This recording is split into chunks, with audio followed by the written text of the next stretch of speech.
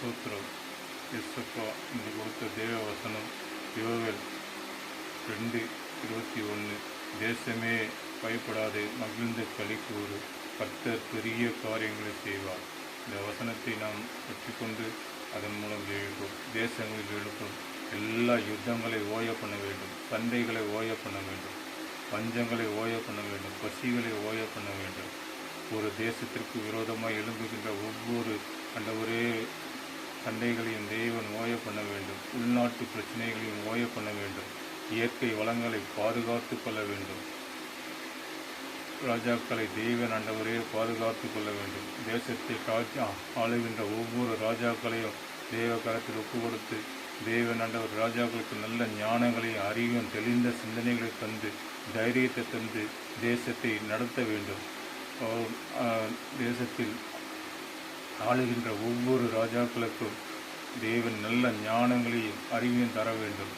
தேசத்தில் ஒரு குறையில்லாமல் தேவன் நடத்த வேண்டும். ஒரு பெரிய நாடுகள் சிறிய நாடுகளை ஆக்கிரமிப்பு செய்து அவர்கள் மூலமாண்ட ஒரு ஆயுதங்களை உற்பத்தி செய்து ஆயுதங்களை பரிசோதிக்கவும் ஆயுதங்களை விற்பதற்கு சின்ன சின்ன நாடுகளை தெரிந்து கொண்டு அந்த நாடுகளுக்கு கொடுத்து யுத்தங்களை நடப்பிக்கின்ற ஒவ்வொரு ஆண்டவரே தேசமே பயப்படாதே, மகிழ்ந்து களி கூறு. என் தேசமே பயப்படாதே, மகிழ்ந்து களி கூறு.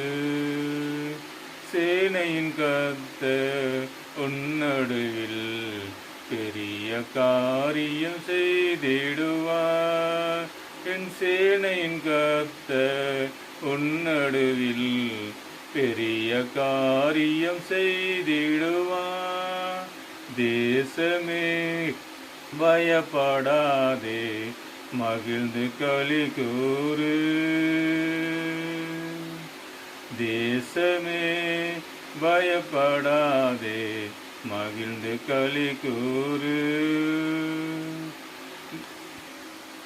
என் ஆவியினாலே தாங்குவேனே, ஓங்கிய புயங்கள் உனக்கு தருவேனே. தேசமே பயப்படாதே, மகிழ்ந்து களி கூறு.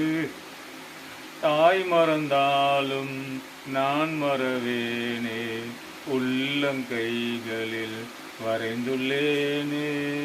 தாய் மறந்தாலும் நான் மறவேனே, உள்ளங்கைகள்